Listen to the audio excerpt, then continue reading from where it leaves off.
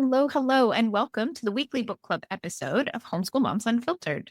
Yes, we said book club, but no, don't panic. There's no homework necessary to listen to this episode. We'll explain. But first, let me introduce myself. I'm your host, Amanda, and my amazing co-host is... Hello, I'm Meagan. Okay, so a podcast book club. How does it work? All right, so we read the book. You have the option to read the book. If you never read the book, we never judge. And either way, you can tune in and listen to us debrief on the book's content. Oftentimes, we've never read the book before, so sometimes we'll rave about the book and tell you that you absolutely have to have this title on your bookshelf. And other times, we have very few nice things to say about the book, and you won't have missed anything if you never read along. Yeah, so true. Yeah, it's a little awkward sometimes. I'm always like, I really hope that this author never stumbles across our podcast and listens to what we had to say about their book. But hey, at least people know they can count on us for honest feedback. It's true. We are not getting paid to say anything we don't believe in. All right. So when you tune into our episodes, here's what you can expect. We are a secular, progressive podcast. Yes, yes, yes. Secular and progressive do exist in the homeschool community. Here, we believe your body, your choice. The earth is in fact round. The moon landing was real. Black Lives Matter. Women's rights and trans rights are human rights, and really so much more. We could go on for a very long time, especially right now, about all the things that we believe. It's funny as an aside, right? Because when we come up with these intros for the podcast, the list just gets longer and longer and longer about, conspiracy theories that scream, so not us and all this, right? And so it's funny because we host a Facebook group, and when people go to join, we look at all the groups they belong to, right? And so I'm looking and I'm like, oh, David Attenborough. Okay, this person believes in science. Taylor Swift. Oh, okay, this person didn't go ahead and burn Taylor Swift in effigy after she endorsed Kamala last year, right? There's so many things in these groups that I'm like, oh no, people would be so triggered by this and that and whatever. And I'm like, okay, I think these might be our people. I think we're onto something here.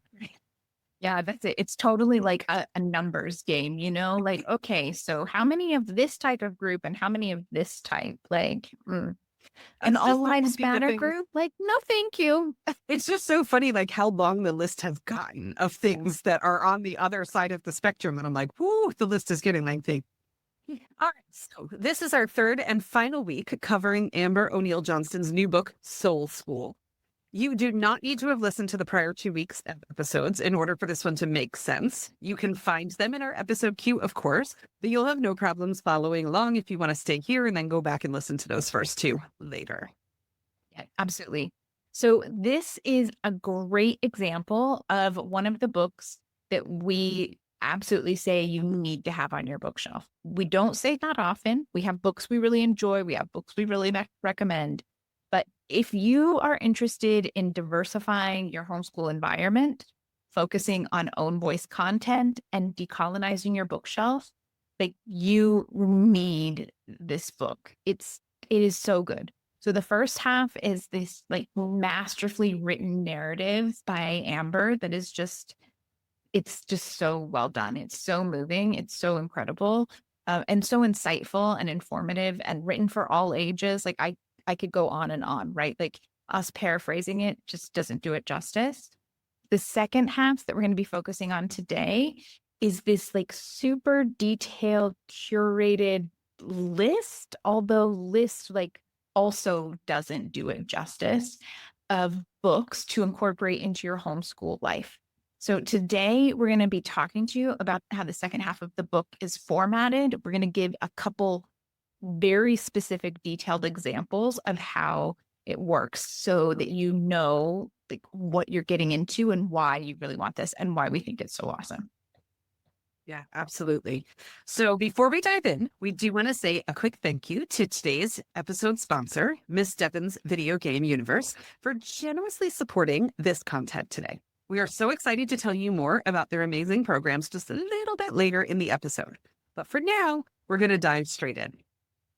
So at the beginning of this second half of the book, there's one little piece that I wanted to call out before we kind of start getting into the meat of the list that's so much more than a list. So if you're listening to us we're pretty sure that you understand the value of representation, of own voice books, etc. Even if you're just discovering these things and really just starting to understand the importance of incorporating all of this into your homeschool journey, because many of us weren't raised that way. And so that's Yeah. okay. We're all learning together.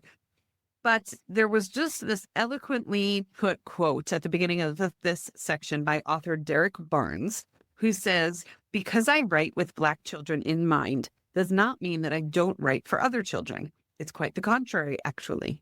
The more all children have an opportunity to see others being happy, being valued, being loved, laughing, solving the mystery, and saving the day, the closer we will all get to the type of society where we are lifting each other up, celebrating our differences, and hoping desperately to see joy in the faces of other human beings." And Yeah. like, we're just at such a point where I'm like, how did we get to a point where that statement is controversial in this I world don't of know. burning down DEI? I mean, this is just humanity. This is, if we're not here for that, what are we even here for? It was just so beautifully written. It is. It is. It reminds me, so as sort of a side hustle and really to get a discount myself, I sell Paper Pie / the Usborne books, right? Most of us who have little or had little kids at some point, we know these books. And so I still do that. And so from time to time, I'll be like, oh, there's a free sale or something. But one of the things that I love so much about their books is that in just all of their drawings and their informational books and whatever, the characters are diverse. Like the little characters that are kind of in the background and that are just doing things and stuff that aren't like necessarily important to the storyline, but they're informational books. They're diverse. They're characters that are differently abled and, different skin tones and ages. And I tell people all of the time, like, this is what it means to have a good bookshelf, right? Like it's not just about like, oh, well, we have this book on Lunar New Year and we have this book on Pride and this book on Juneteenth. Like those are all great books to have, but you need to make a real effort to make sure that your books just show the diversity you see when you step outside your door and you go to the library or you go to your local park. And if you live somewhere that doesn't have that natural diversity, books are a great way to show what other parts of the United States and the world look like. Like this is just normal, this kind of great diversity and representation and all the people that you see and interact with just there on the page, right? It's not about the diversity, it's just part of life. And it's so important. And it's so easy to forget because books are not naturally made that way. And, like it's the publishing world is not a very DEI safe space, and there's been a lot of work to move towards that. This specific book is an excellent example of really pulling together a lot of great new books that are out that do a good job with that, but it's pretty new. And so you have to really be aware and make a commitment to do that. All right, I'll get off my soapbox. I have a lot of them. So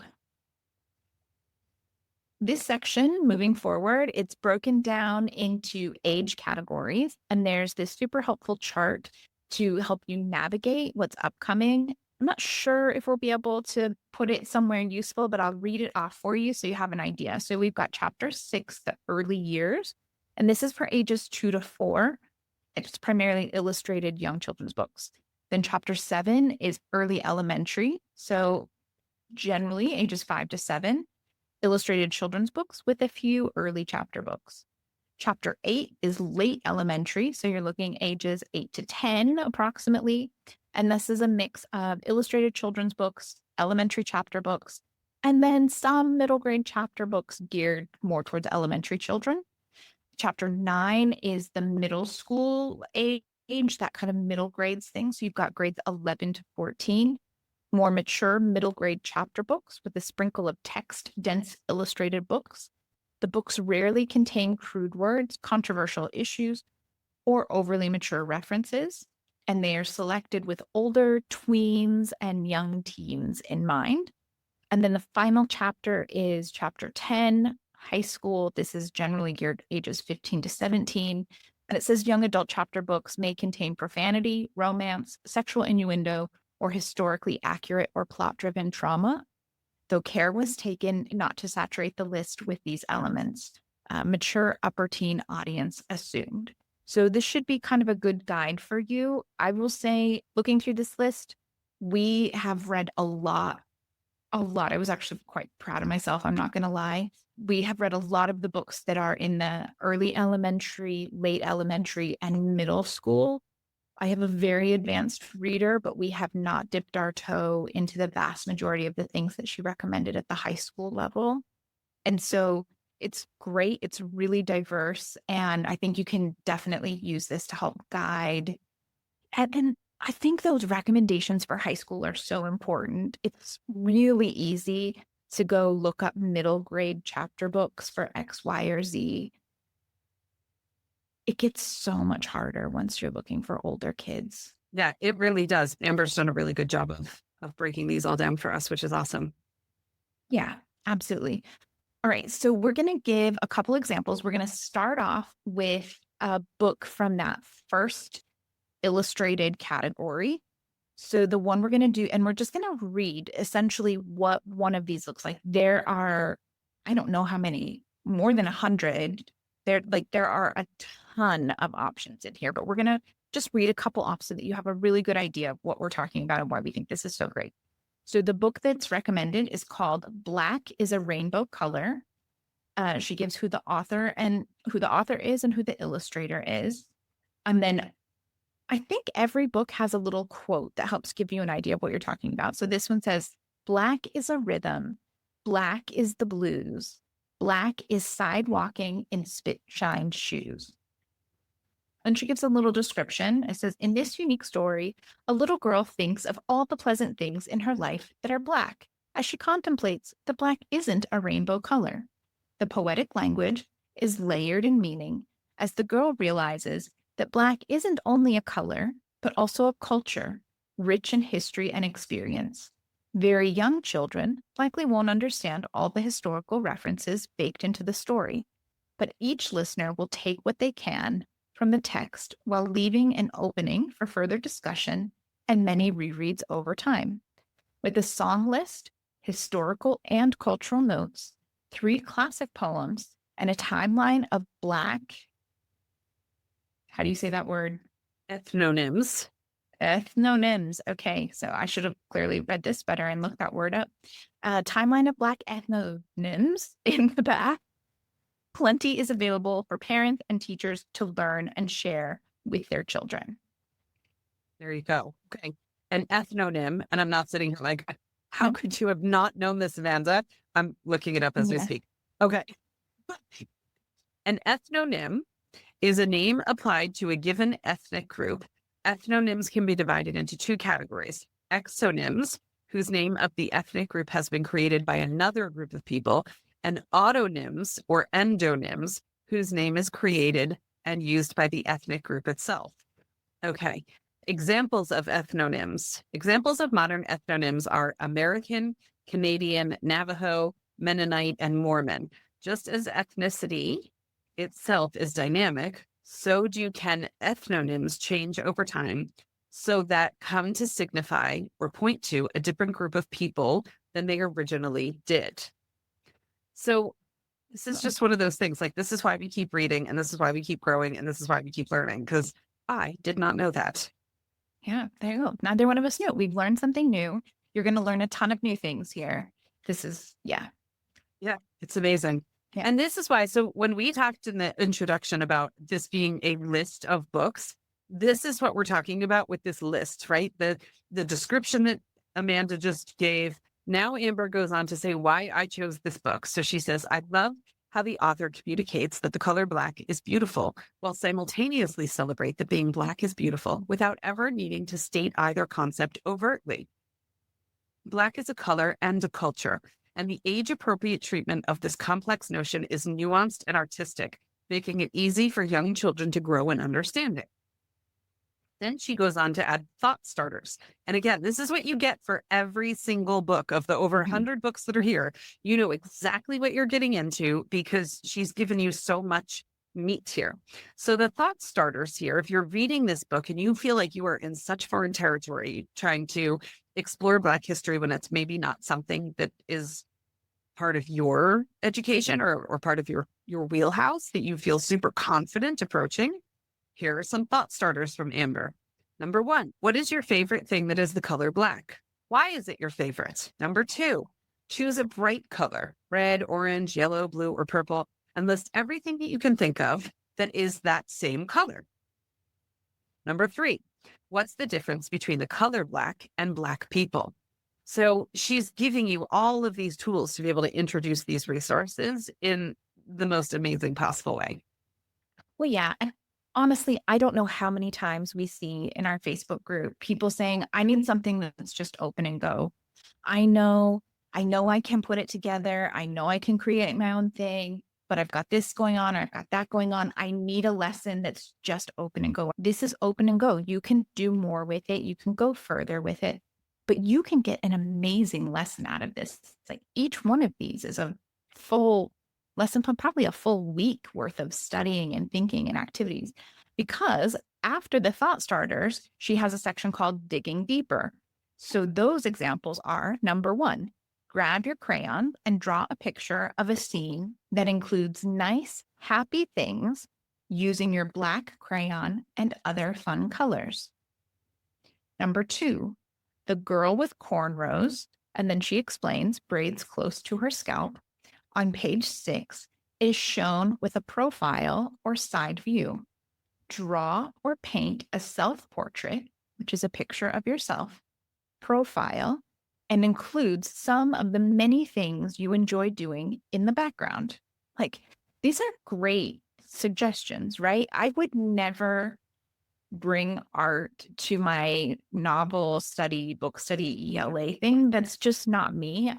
And so I think it's great that these prompts are here, and you can take whichever ones you want and you can leave whichever ones. And this is kind of goes back to our episode earlier in the week. Like, this is an option where you can put this in front of your kiddo or say, which of these would you like to do? Just because I would never want to do the one with crayons or a self-portrait does not mean that my kid isn't going to be like, oh, I want to do that. And, I got to eat a little bit of humble pie because I'm never going to plan that myself. I'm listening to these and I'm like, I want to be a kid in Amber's homeschool, right? Like, how much I can just picture myself like sitting at a little round table and her being like, here's a piece of paper and some crayons. And I'd be like, oh my God, this is the best day ever, right? Like, I want to be her kid at this point. It's amazing. Yeah. Right. And so then she has a third, because I think almost all of them have three each. So the third one says, on page 18, the mother or another family member shows the children some pictures in a photo album. We can assume these are family photos based on the author's words. Look through your family photos and ask an adult to tell you a few stories about the people in the pictures. If you don't have a family album, start one today. Take photos of yourself doing things you're good at and paste them onto paper. Leave room for an adult to help you write a little caption that describes the photos. Add to your album by including pictures of your loved ones. Now, there's another section too. She's going to give you even more, but I just want to say that one of the things that I love about this is she's got this in the section that's for 2 to 4-year-olds. And I'm sure it's because the illustrations are wonderful and there's not too much text on each page and all of that jazz. But if you added this book specifically to your home library, this is the kind of book that you could revisit every year and you're going to pull more out of it, right? You've got poetry in there. You've got all of these other things. You've got song lists. It says you could do so many different types of things, and your kids are going to pull out something new each year because they're going to know more and more about Black history. And so more of those references are going to make sense and they're going to connect with it. And it's like, I think what she's done here is really amazing. Yeah, because it said in the description, like, younger learners might not get all of the historical context that's layered in there, but as you revisit it over the years, they'll pick up more of those things. I love the fact too that this is inclusive in such a way that hopefully, I mean, there's always an unique circumstances, but hopefully no child will walk away from this book feeling othered or excluded or different, right? It talks about the fact that a mother or another family member, if a child doesn't have a mother who is in their life, another family member is already listed there. So that child doesn't feel like, well, I can't do that, so I'm going to have to do something different. Or it talked about if you don't have a family photo album, maybe this is a child who has been displaced or something like that. Let's start one today then. It's okay. It's not a problem that you don't have a family photo album. There's allowances in here for all of these different life circumstances that with any luck, no child, I shouldn't say with any luck, with an incredible amount of thought and care that Amber put into the book, no child should really have an experience where they feel othered or excluded or poorly about their circumstance from the way this is written, which I love. Yeah. No, absolutely. Yeah. That's a bit of a personal thing for us as well. And so then I want to say, so every primary book that she lists has this entire thing. And then at the bottom of it, there's a section that's called second helpings. And she gives 2 more books that are basically like, if you enjoyed this book, you might want to read these. And so in this case, the second helpings are Black Magic and Beautiful Blackbird. And so, I mean, not only do you have like 100 books, really you have like 300 books that she has personally recommended and vetted and been like, these are good. But I don't know. I mean, your kids are a bit older, so you probably don't have to do this as much. I manage our library, our online library reservation system for our home. So the number of times that I'm like, if my kid enjoyed this book, what else should they read? And then I'm going through the lists and then trying to reserve it from the library. Anything that makes my life easier, right? Yeah, I say that all the time. I'll see groups in Facebook groups, people will be like, my kid read this book and like devoured it. They couldn't get enough. They loved it. What are other books that are like that? And I'm like, listen, there's a lot going on in the world right now. I know we have Amazon blackout days where we're not shopping from Amazon and we're trying to support small business and we're trying to defund our billionaires and all of that other good stuff. But even if you're not buying from Amazon, their search engine is powerful in a way that is creepy, but a blessing, right? And so if you go in there and you put the book that your kid just loved, I scroll right down. Customers who also enjoyed this book also liked. And the first like 6 to 10 are usually pretty solid recommendations. It starts to get a little weird after that, but you can usually get some good ones. But Amber's already done the work for you and it's coming from a trusted source. So I'm like, this is amazing. So I don't even have to go to the evil Amazon for these recommendations. Yeah, exactly. Mm-hmm. Okay, so we want to replicate what we've just done for this young learner book for an older kiddo novel to really give you a feel of what the experience of this quote unquote list, this list of resources is like. But first, if you recall at the beginning of the episode, we let you know that we have a new sponsor for this week's episode, and we want to take a moment to tell you a little bit more about them because they're positively amazing. Miss Devon's Video Game Universe is an online community where kids can safely connect, play, and grow through their love of video games. Miss Devon herself has been featured on the Kelly Clarkson Show, which is totally freaking cool. Amanda and I are all about uplifting other people, and as 2 women doing our thing, we're like, we love celebrating the success of another woman. So go, Devon. Okay. Their program is dedicated to providing a welcoming space where young gamers can bond over their favorite games without the fear of interacting with strangers on the internet. We have all heard the Roblox creepy stories, have we not? No concern about that here. So their online video game social clubs give kids a place to share their passion for gaming in a safe and structured environment. Each meeting is led by one of their amazing video game teachers, and all of those teachers are lifelong gamers who are super passionate about gaming. But their session isn't just come together, play, have a good time, laugh a little, and then you're on your way. There are opportunities built into class to build self-confidence, develop friendships, and showcase their gaming in a setting that really values and celebrates their interests. Yeah. So Miss Devon's Video Game Universe offers engaging clubs and classes featuring popular titles like Minecraft, Fortnite, Pokemon, Mario, and Zelda.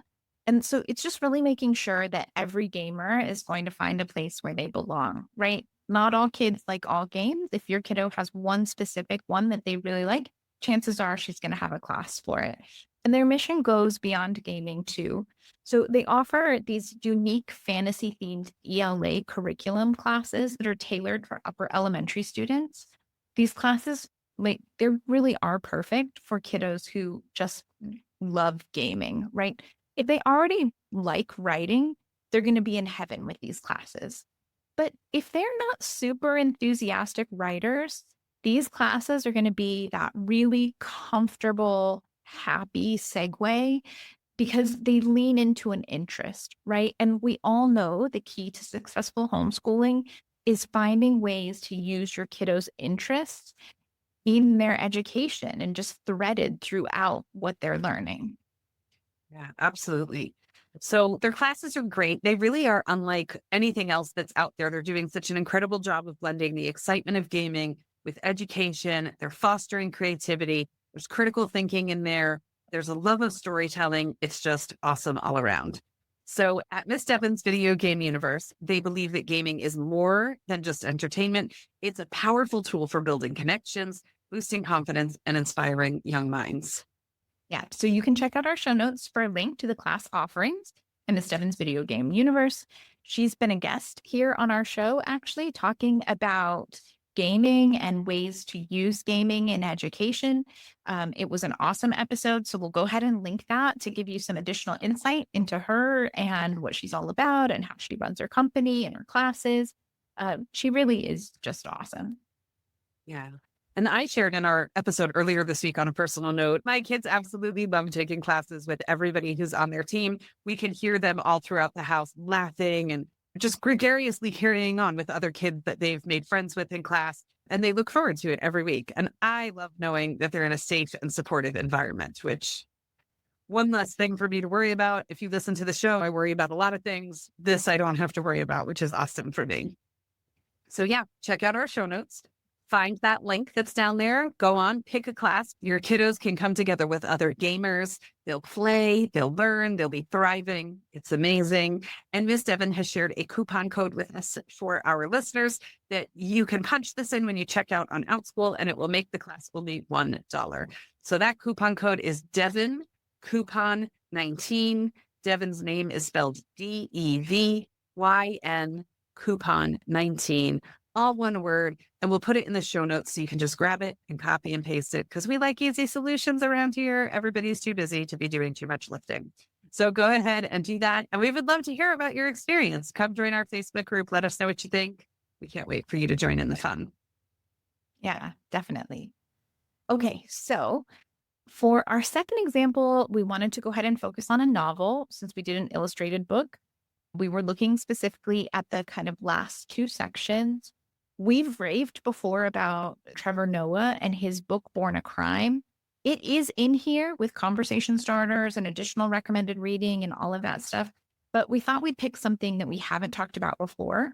Now, I'm going to say I also really considered trying to convince Meagan to use Tristan Strong, Punches a Hole in the Sky, for the book for this section, because I really loved how the author makes a point, how Amber, the author of this book, makes a point of bringing up that book is rooted in West African mythology and African American folklore. Like, I love this book. But ultimately, we ended up deciding to go with Amari and the Night Brothers because it's a good option if you or your kiddo liked Harry Potter, but you really want to avoid supporting good old JK. Yeah, she's not high on our list of people that we want to line their pockets, especially these days. So Amari and the Night Brothers is a great option. It's a series. I can't remember how many books are in the series, at least 3, but I think there might be more out now. It's been a little while since my kiddo read the series. Yeah. So, and honestly, I'll go with any book because I'm just so excited, but I do love an alternative to all the baggage that JK has unfortunately brought to the Harry Potter universe. So Amari and the Night Brothers, again, as always, you've got the author and the illustrator who are there. As Amanda said, there's a quote for each book. The quote for this book says, "You're not going to change the world unless you hang with people who want to change the world too."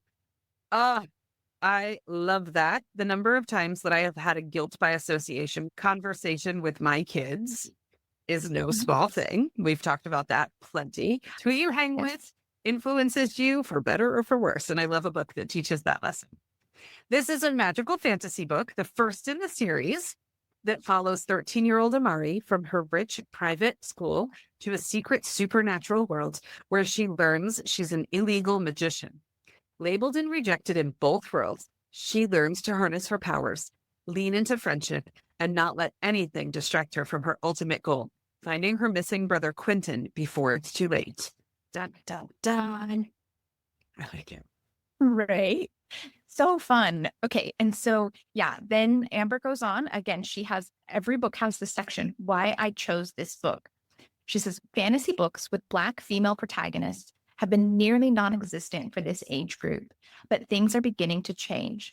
This book represents the best of everything that causes children to get completely lost in a book: engaging world building, mythical creatures, inexplicable mysteries, familiar cultural elements, and a dose of relevant social commentary.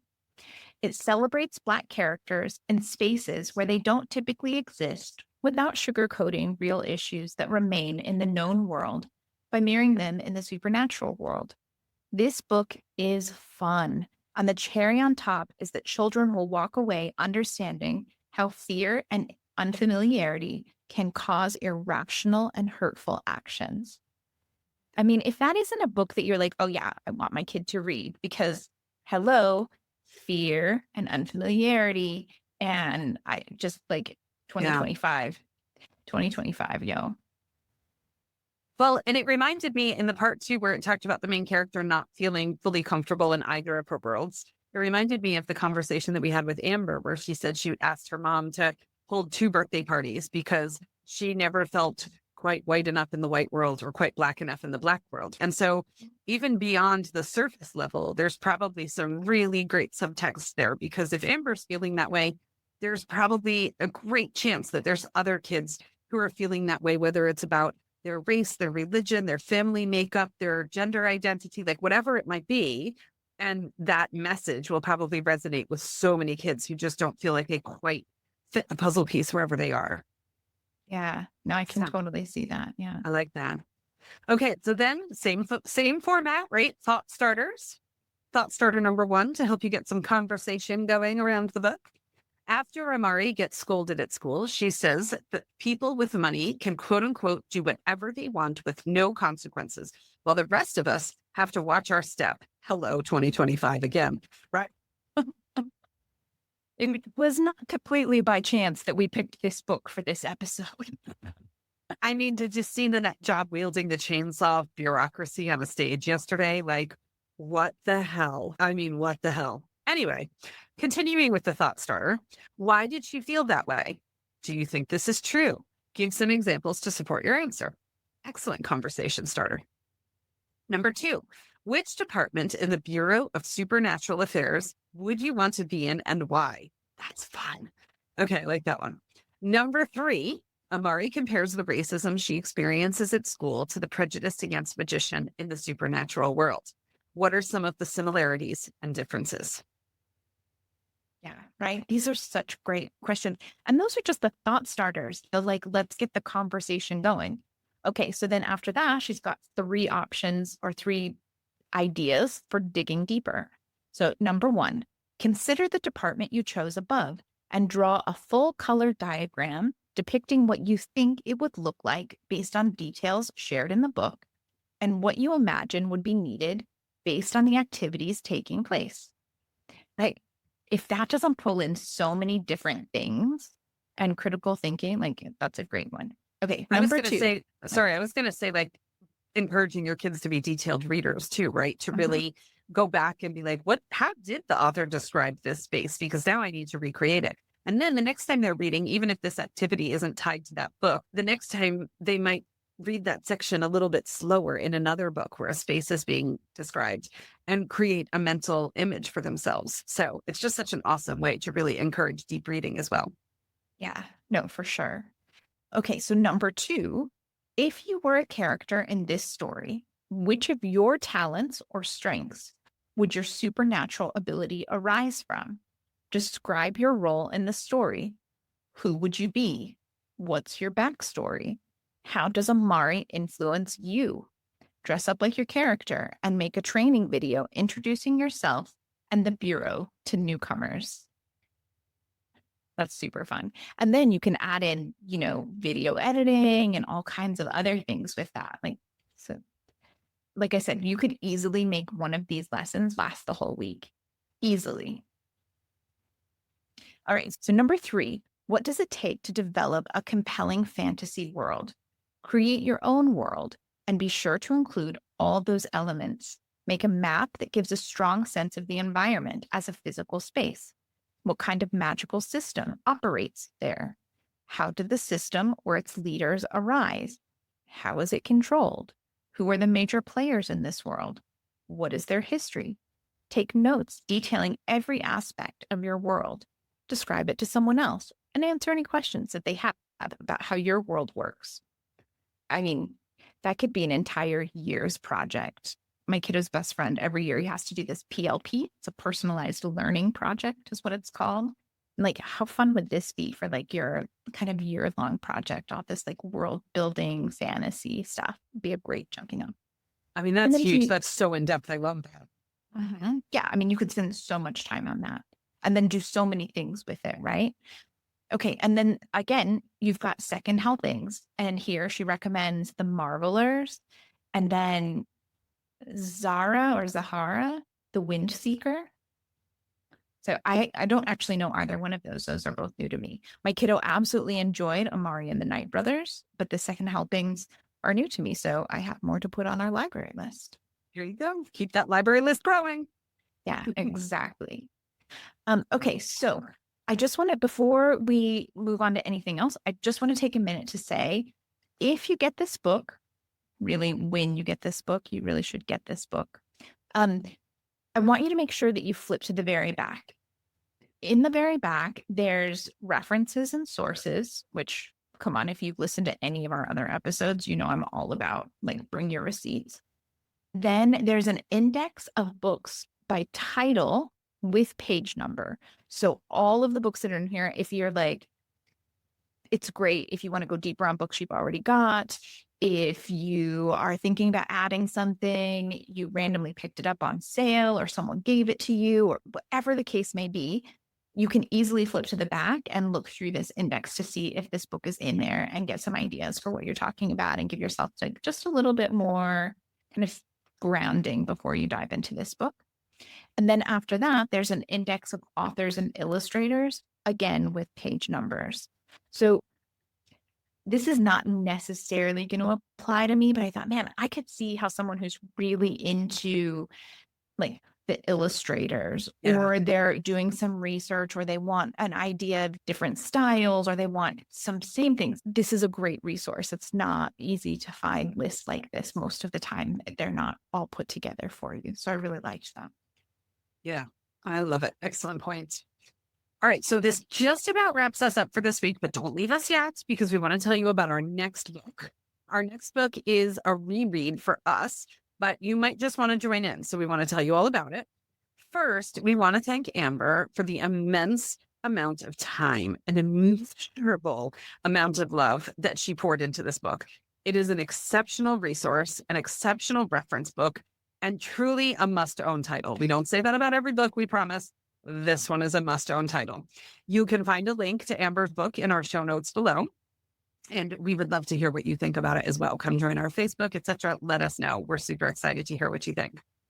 So we want to talk about our next book. We also want to remind you that we host a Patreon account. If you enjoy our content and you'd like to support the podcast and get some extras while you're at it, we would love to welcome you. That would be amazing.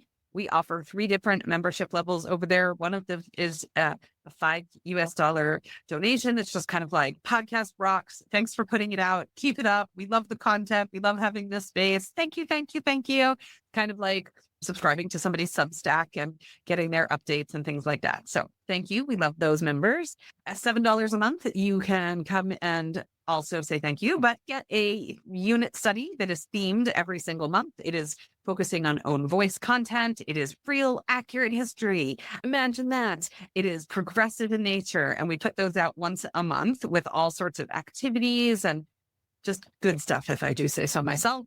And then our last level includes all of those things, but you get to come and hang out with Amanda and I twice a month. That's $12 per month US. We have a homeschool Q&A. You can come ask us questions anytime at the homeschool Q&A that drill down to your specific needs, your specific issues. If you need help putting a transcript together, if you're trying to pick the right ELA curriculum, whatever that might be, come, let's talk.